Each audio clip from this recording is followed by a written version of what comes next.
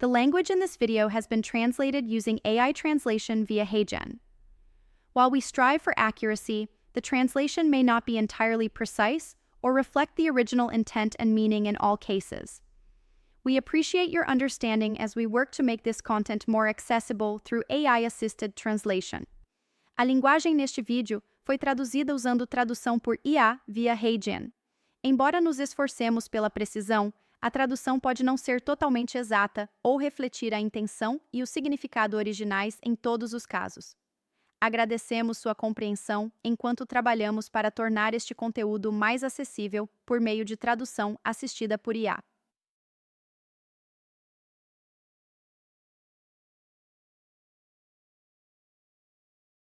Olá e bem-vindo.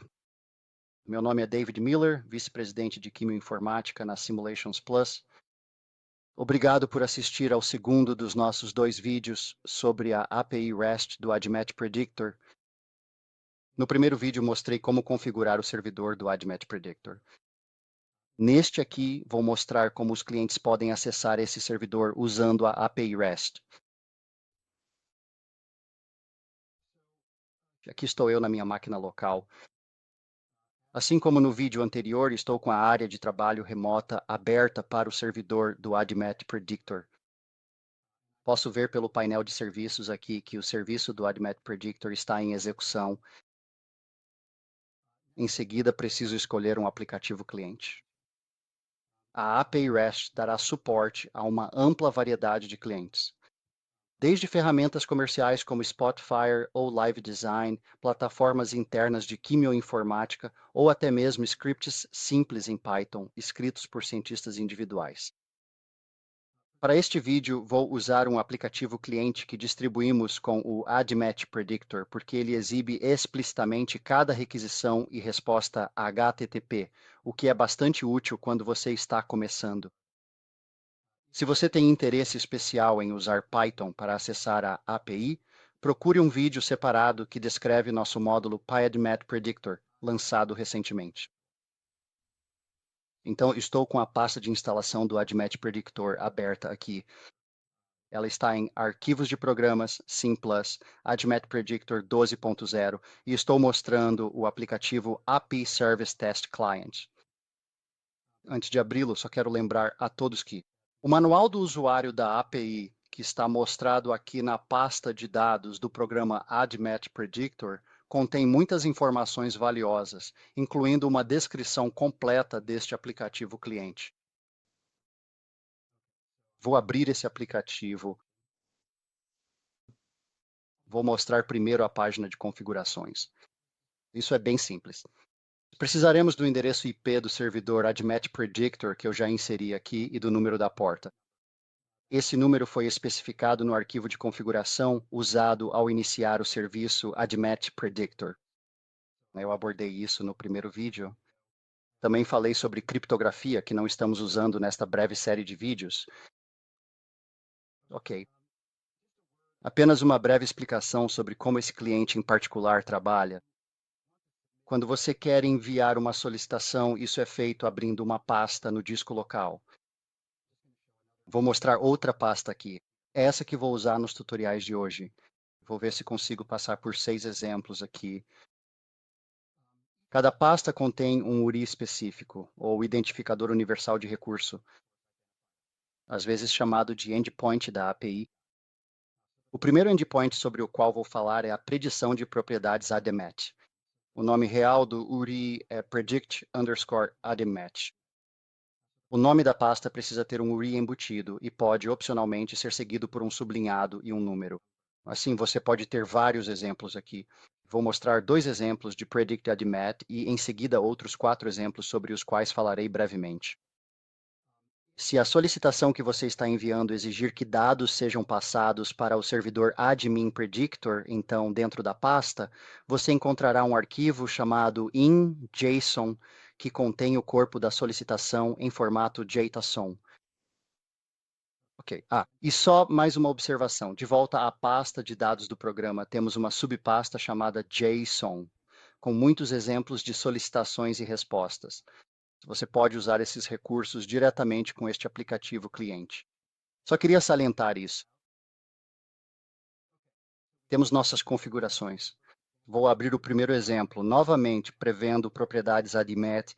Quando seleciono a pasta, ele constrói a solicitação HTTP, que é mostrada aqui. Post e GET são usados de forma intercambiável, não importa qual deles você use. Tecnicamente, aqui estou usando POST porque estou enviando dados para o servidor. O URI, como mencionei, é Predict Admit. Claro, né, o nome do host e o número da porta também são mostrados aqui, e é importante acertar isso, obviamente. Então, é uma sintaxe bastante simples. Você pode ver que estou enviando 4 compostos usando o formato Smiles aqui.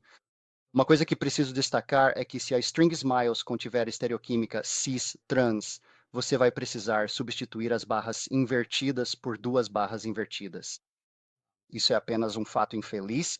Isso se deve à sintaxe do JSON, pois para analisar o JSON corretamente, você vai precisar escapar qualquer barra invertida com um segundo caractere de barra invertida. Certo, depois dos compostos vem uma lista de propriedades que queremos prever. Essas abrangem uma variedade de módulos, desde FileChem, coisas como pKa e permeabilidade, solubilidade. Alguns modelos de transportadores, um pouco de metabolismo, né, um modelo de toxicidade aqui, ERG, e então alguns descritores. Estes são descritores de ionização. Essa é a totalidade do corpo desta requisição. E agora, quando eu clicar no botão de executar, ele vai enviar essa requisição para o servidor ABMT Predictor neste endereço IP específico.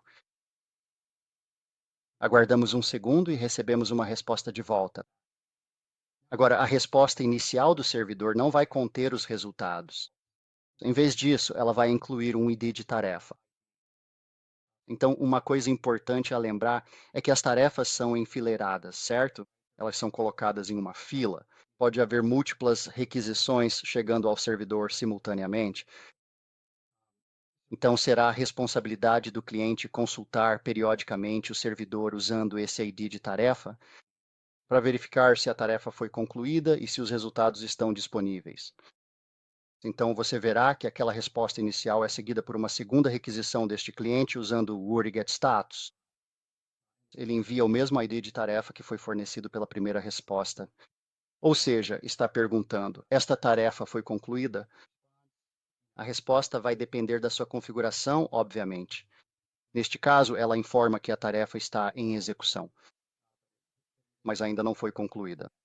Ela poderia dizer, por exemplo, que a tarefa ainda está na fila. Seu cliente precisará implementar um loop no qual esse git status, o URI, seja chamado repetidamente até que você finalmente receba a resposta indicando que a tarefa foi concluída. Nesse momento, o corpo da resposta conterá essas informações adicionais. Primeiro está a lista de propriedades que foram realmente previstas. Então, na maioria dos casos, será a mesma lista que você forneceu inicialmente em sua solicitação. No primeiro vídeo, como você sabe, mencionei algumas das questões envolvendo licenciamento, e, portanto, dependendo da sua configuração, pode ser que alguma licença não estivesse disponível e talvez nem todas as propriedades solicitadas sejam retornadas. Em seguida, vem o conjunto de resultados. O formato é o seguinte, sabe? Para cada composto, ele fornecerá cada uma das propriedades, então, no mínimo, incluirá um valor. Para algumas propriedades, pode incluir uma incerteza. Isso é um limite inferior e superior? E então, para modelos de classificação, alguns deles fornecerão uma pontuação de confiança se uma previsão estiver fora do domínio de aplicabilidade do modelo. Se estiver fora do escopo, por assim dizer, também haverá uma indicação desse fato aqui para aquela propriedade específica. Recebemos os resultados para todos os 4 compostos, e esse é o fim do envio de solicitações e respostas. Deixe-me ir para um segundo exemplo, é um pouco mais complicado, mas novamente usando o URI Predicted Match. Certo, vamos dar uma olhada na solicitação. Mesmo o URI, mesmo os 4 compostos e mesmo o conjunto de propriedades. O que é diferente aqui é que há um terceiro bloco, fornecendo um conjunto de parâmetros. Alguns desses serão parâmetros familiares, coisas como um valor de pH, certo? Então, isso vai afetar propriedades como log-D ou a solubilidade em um pH fixo, por exemplo. A API também é capaz de produzir arquivos de imagem e estes servem para replicar algumas das janelas que você pode exibir na versão com interface gráfica do usuário do AdMatch Predictor. Então, a primeira que estou solicitando aqui são o que chamamos de imagens de propriedades atômicas. Então, isso corresponde à janela de propriedades atômicas na interface gráfica do AdMatch Predictor. Então, eu não vou, você sabe, detalhar isso. Você vai precisar consultar o manual do usuário. Mas este primeiro é, vejamos, soma do valor de depuração CIP. Então, ele vai mostrar os sítios de metabolismo em todas as isoformas CIP e a soma dos valores de depuração intrínseca para essas isoformas. Então, o segundo, imagens de pKa. Isso está relacionado à funcionalidade da interface gráfica para exibir o display de microestados de pKa. E esse display, se você estiver familiarizado, também possui um recurso para mostrar alguns gráficos. Então, por exemplo, você pode observar as populações de macroestados ou microestados individuais de ionização em função do pH. Portanto, vamos solicitar que os dados subjacentes a esses gráficos sejam retornados como parte da resposta. Além da imagem que você veria, a imagem principal do display de microestados de pKa. Certo, então há bastante coisa acontecendo aqui. Vou executar isso. Pronto, está feito. Vou rolar até o final para ver a resposta que contém os resultados reais. Vai parecer muito semelhante no início. Todas as mesmas propriedades que solicitamos estão disponíveis aqui. A principal diferença é que há uma indicação de que imagens foram geradas. Isso é para as propriedades atômicas aqui para o pKa e depois para os gráficos de pKa. Nós não fornecemos imagens ali, nós fornecemos os dados subjacentes. Na verdade, antes de fazer qualquer outra coisa, há um recurso deste cliente em que você pode extrair os dados que foram empacotados na resposta JSON e colocá-los em arquivos individuais aqui. Vou fazer isso rapidamente usando as configurações. É uma configuração opcional aqui, e então vou executar novamente. Vou ter alguns arquivos adicionais aparecendo. Certo, continuando minha explicação aqui. Vou passar por essa resposta JSON e só fazer mais um ponto, que é que esses arquivos de resultado, as imagens, elas existem no servidor. E por isso é feita uma solicitação adicional no final para recuperar esse arquivo de imagem. E isso é feito usando tanto o ID do trabalho, o nome do composto e o nome da propriedade atômica de interesse, neste caso. Então, aqui é a soma das depurações CIP. A resposta do servidor vai conter o conteúdo desse arquivo de imagem que o cliente então irá gravar no disco. Este cliente também mostra o resultado aqui, indicando que essa imagem existe no disco. E eu posso dar um duplo clique nela aqui mesmo dentro deste cliente e ela vai abrir a imagem para que eu possa mostrar. Este é um arquivo que agora existe na máquina local e eu estou apenas exibindo-o. Então, no site do seu cliente, dependendo de quão complexo é o seu cliente, você pode exibir isso para o usuário no seu aplicativo cliente com bastante facilidade. Vou mostrar rapidamente. Primeiro, vou mostrar o pKa.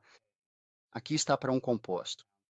Então, para os usuários do AdMatch Predictor, vocês já estão familiarizados com esse tipo de exibição. Novamente, isso vem da exibição de microestados pKa do AdMatch Predictor, que você veria na interface gráfica do usuário. E então, como mencionei, existe a possibilidade de mostrar esses gráficos. Eu tenho meu próprio aplicativo interno que é usado para exibir esses gráficos e ele é aberto quando eu dou um duplo clique aqui. Você já deve estar familiarizado com esse tipo de gráfico. Este é o gráfico dos macroestados de ionização em função do pH. Isso é algo que muitos dos nossos clientes gostam de usar na interface gráfica, mas agora também está disponível via API REST. Eu acho que isso cobre bem o segundo exemplo.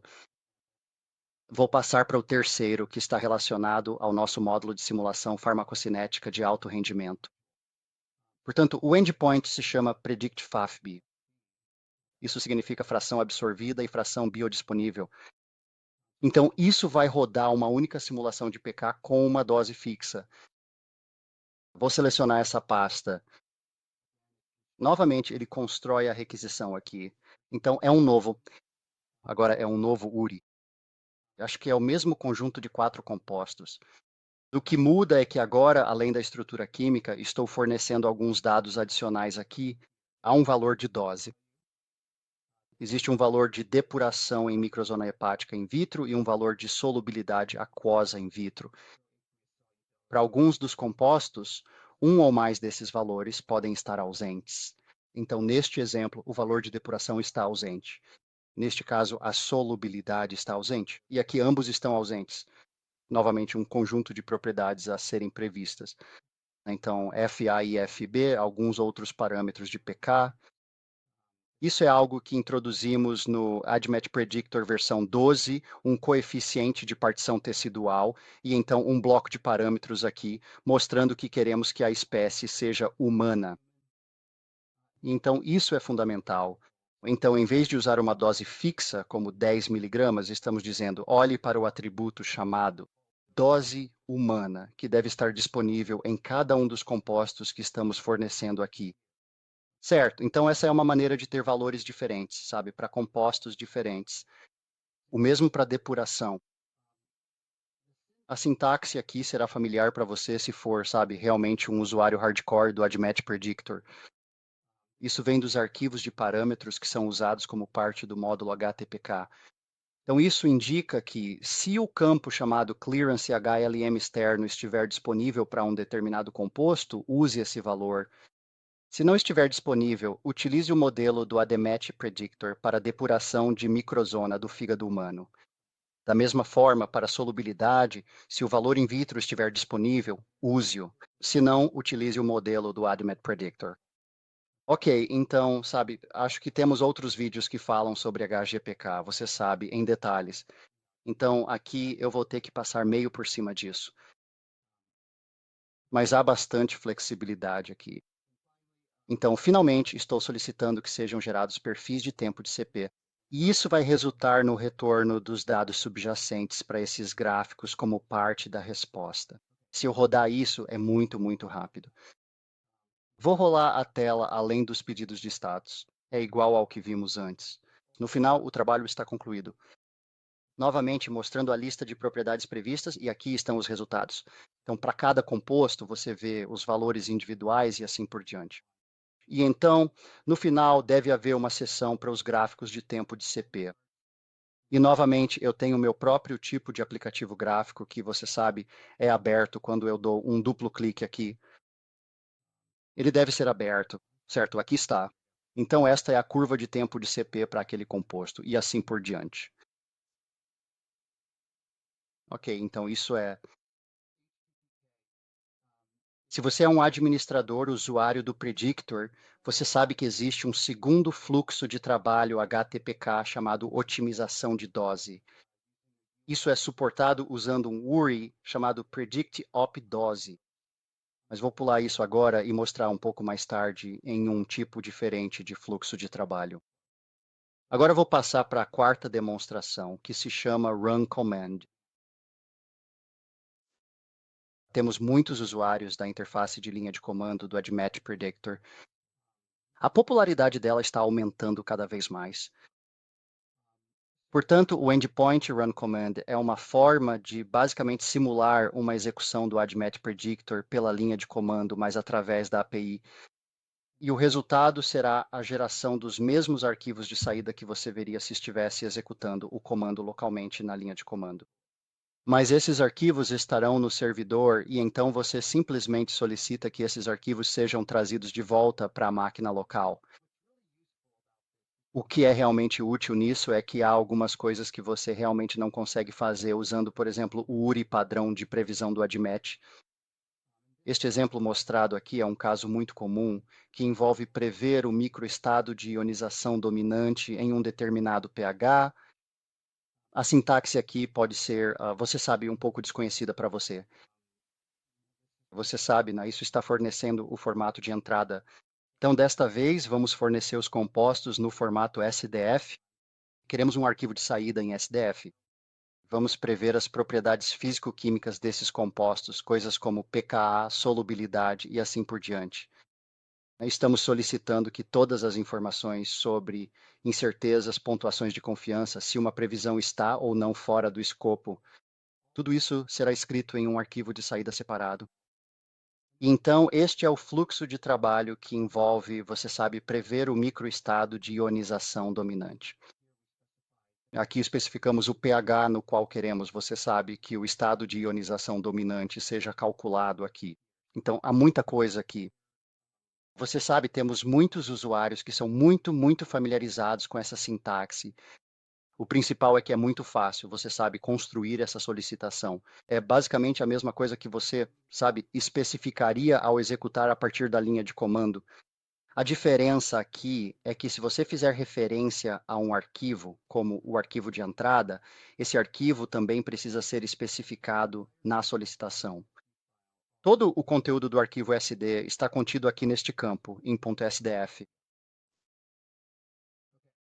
Quando eu executo, a verdadeira diferença é que a resposta que retorna é basicamente apenas: aqui estão os arquivos que agora existem no servidor. Estes são os mesmos arquivos de saída que você veria localmente, se você executasse esse mesmo comando. Então, simplesmente seguimos com um conjunto de solicitações para recuperar cada arquivo individual do servidor AdmetPredictor e trazê-lo de volta para a máquina local. Então, o arquivo de log, as incertezas fora do escopo e, em seguida, os resultados reais aqui em um arquivo SDF. Se eu der um duplo clique, ele vai abrir o AdmetPredictor. Vou mostrar rapidamente. Então, 4 compostos, estes são os estados de ionização predominantes em pH 5,5. Para mostrar um, então você sabe, pH ácido, então nós temos uma estrutura ionizada aqui para levofloxacina. Certo, esse é o tipo de operação básica do comando run. Vou mostrar rapidamente mais 2 exemplos disso. Este aqui provavelmente é o mais complicado. Então, aqui eu estava me referindo ao segundo dos 2 fluxos de trabalho HTPK que estão disponíveis. O primeiro, como você sabe, que já demonstramos, foi uma simulação única com uma dose fixa. Este aqui se chama otimização de dose. Então, ele vai rodar múltiplas simulações e tentar encontrar a dose que atingiria uma concentração plasmática especificada pelo usuário em estado de equilíbrio. E aqui estamos fazendo isso pela linha de comando. Isso também pode ser feito usando o fluxo de trabalho separado predicting_opdose. Aqui estamos usando o fluxo de trabalho do comando run em vez disso. E há alguns benefícios, novamente, em fazer dessa forma. Um deles é que existem certos resultados que você pode solicitar pela linha de comando que simplesmente não estão disponíveis na interface gráfica, por exemplo, ou na outra API. Fluxo de trabalho. Este PRM é um exemplo disso. Isso vai gerar um arquivo de saída separado que mostra quais entradas foram realmente usadas para cada composto. Então, você vai se lembrar que uma das demonstrações anteriores falava sobre como você pode fornecer um valor experimental in vitro em vez do modelo preditor ADMED. Mas valores ausentes são permitidos. Então, para alguns compostos, esse valor in vitro pode não estar disponível. E nesse caso, ele recorrerá ao modelo preditor ABMAT. É útil manter um registro para cada composto e cada propriedade, indicando qual valor foi realmente usado como entrada. Este argumento de linha de comando irá acionar a criação de tal arquivo para que você possa mantê-lo. Vou pular alguns dos outros detalhes aqui. Isso realmente envolve conhecer um pouco sobre como o módulo HTTPK funciona e os arquivos de parâmetros subjacentes que são utilizados. Como antes, há uma solicitação para gerar um perfil de concentração versus tempo aqui, e estamos solicitando uma amostragem de 20% dos pontos de tempo aqui. É basicamente isso. Se a sua espécie for rato em vez de humano, nesse caso, preciso fornecer o conteúdo completo do arquivo Smiles, incluindo quaisquer medições in vitro, como solubilidade, por exemplo. Então, devido a esse fato, você também precisa fornecer um arquivo de parâmetros para informar ao módulo HTPK que, por exemplo, para solubilidade, utilize preferencialmente o valor in vitro e recorra ao modelo ADMET Predictor caso o valor in vitro esteja ausente. Certo, tem muita coisa aí, eu sei. E para pessoas que não estão acostumadas a usar a linha de comando, isso pode parecer muita coisa. Mas só, você sabe, é importante ressaltar que a API REST possui todas as funcionalidades da linha de comando do Admin Predictor. Certo, acho que provavelmente não preciso dizer muita coisa aqui, isso é diferente. Resultados semelhantes e estamos recuperando os arquivos individuais do servidor e trazendo-os de volta para a máquina local. Vou apenas clicar aqui no perfil de tempo de CP, otimização de dose em ratos. Então, é assim que um perfil de tempo de CP se parece quando você está executando a otimização de dose. Então, em vez de um único intervalo de 24 horas, você provavelmente está analisando vários intervalos para que o estado de equilíbrio seja alcançado. Certo, isso nos leva ao nosso último exemplo de linha de comando. Este aqui é um pouco diferente. Este é o que chamamos de fluxo de trabalho com arquivo de script. Então, os argumentos da linha de comando têm apenas uma entrada aqui, é o nome de um arquivo de texto. E então, nessa seção, o conteúdo do arquivo é apresentado aqui. Eu acho, atualmente, oferecemos algo como uma dúzia de fluxos de trabalho individuais por meio desse mecanismo de arquivo de script. Inclui tudo, desde geração de conformers 3D até padronização de compostos e geração de metabólitos. Acho que não terei tempo de entrar em detalhes sobre isso, mas você fornece. Os parâmetros que afetam a execução estão incluídos como conteúdo do arquivo de script. E então, como antes temos aqui um arquivo de smiles de entrada, acho que há dois compostos aqui. Então, se eu executar isso, acho que este é outro que é capaz de gerar imagens. Essas imagens foram baixadas individualmente do servidor. E eu vou apenas dar um duplo clique em uma aqui. Então, você vai reconhecer. Se você é usuário do Medchain Designer, através da interface gráfica do AdMatch Predictor, você já está acostumado com esse tipo de exibição. A exibição da árvore de metabólitos aqui. Então, novamente, isso também está disponível através da API REST. Uma observação. No momento, a partir da versão 12 do AdMet Predictor, todos os recursos de geração de imagens estão disponíveis apenas se o serviço AdMet Predictor estiver rodando em uma máquina Windows. No entanto, é muito provável que consigamos corrigir isso em breve. Estou pensando, provavelmente até o próximo lançamento, para que a geração de imagens funcione também em plataformas Linux. Esse foi um tour relâmpago pela API REST, mas espero que tenha sido útil para você. Por favor, entre em contato com a Simulations Plus se você tiver qualquer problema ao implantar a API ou se tiver alguma dúvida para nós. Muito obrigado por participar